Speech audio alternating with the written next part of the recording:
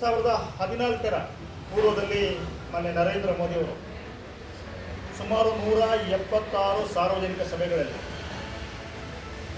BJP ಸರ್ಕಾರ ಅಧಿಕಾರಕ್ಕೆ ಬಂದರೆ ಮೊದಲ ಸಭೆಯಲ್ಲಿ ರೈತರ ಸಂಪೂರ್ಣ ಸಾಲ ಮನ್ನಾ ಮಾಡ್ತಾರೆ ಅಂತಕ್ಕಂಥ ಭರವಸೆ.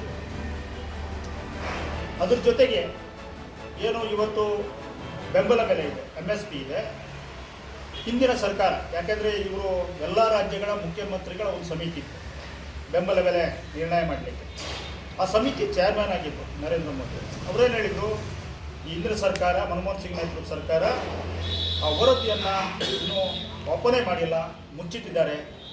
ನಾವು ಅಧಿಕಾರಕ್ಕೆ ಬಂದರೆ MS ಸ್ವಾಮಿನಾಥನ್ ವರದಿ ಆಧಾರದಲ್ಲಿ C2 + 50% MSPಯನ್ನು ಡಿಕ್ಲೇರ್ ಮಾಡ್ತೇವೆ ಅಂತ ಸಾರ್ವಜನಿಕ ಸಭೆಗಳಲ್ಲಿ ಹೇಳಿದರು. ಅವರ ಪ್ರಣಾಳಿಕೆಯಲ್ಲಿ ಕೂಡ ಹೇಳಿದರು. ಆದರೆ ಅದಾದ 6 ತಿಂಗಳಿಗೆ ಸುಪ್ರೀಂ ಕೋರ್ಟಿಗೆ ಒಂದು ರೆಫರೆನ್ಸ್ ಮಾಡ್ತಾರೆ. MS ಸ್ವಾಮಿನಾಥನ್ ವರದಿ ಆಧಾರದಲ್ಲಿ ನಮಗೆ ಬೆಂಬಲ ಬೆಲೆಯನ್ನು MSPಯನ್ನು ಡಿಕ್ಲೇರ್ ಮಾಡಲಿಕ್ಕೆ ಸಾಧ್ಯ ಇಲ್ಲ. ಇದು ಅವರು ಕೊಟ್ಟಿರ್ತಕ್ಕಂಥ. ಇನ್ನೊಂದು 2022ಕ್ಕೆ ರೈತರ ಆದಾಯವನ್ನು ದ್ವಿಗುಣ ಮಾಡ್ತೇವೆ. ದ್ವಿಗುಣ ಅಲ್ಲ, ರೈತರ ಉತ್ಪಾದನಾ ವೆಚ್ಚ ದ್ವಿಗುಣ ಆಯಿತು. ಪೆಟ್ರೋಲ್ ರೇಟ್ ಜಾಸ್ತಿ ಮಾಡಿದರು, ಡೀಸೆಲ್ ರೇಟ್ ಜಾಸ್ತಿ ಮಾಡಿದರು.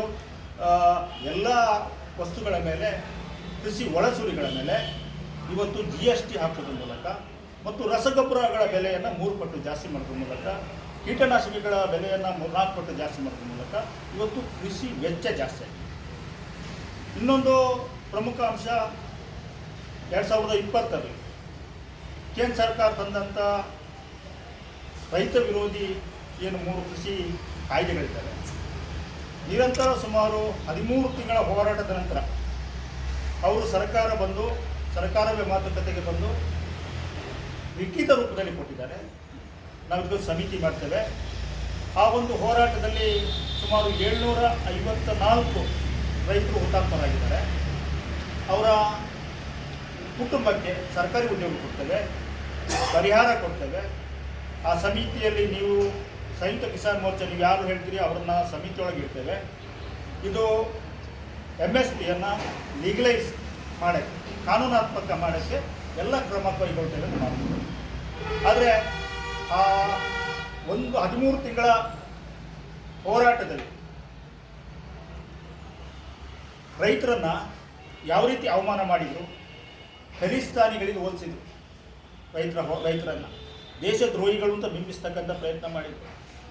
ಬೀದಿಗಳನ್ನೇ, ಇಡೀ ಹೈವೇಗಳನ್ನೇ ಮೊಳೆ ಹೊಡಿಸಿದರು, ಅಶ್ರುವಾಯ ಸಿಡಿಸಿದ್ರು, ಬೇರೆ ಬೇರೆ ರೀತಿಯಲ್ಲಿ ತೊಂದರೆ ಮಾಡಿದರು. ಆದರೆ ಈಗ ಹೊಸದಾಗಿ ಹೇಳಲಿಕ್ಕೆ ಪ್ರಾರಂಭ ಮಾಡಿದ್ದಾರೆ, 2047ಕ್ಕೆ ವಿಕಸಿತ ಭಾರತ ಅಂತ.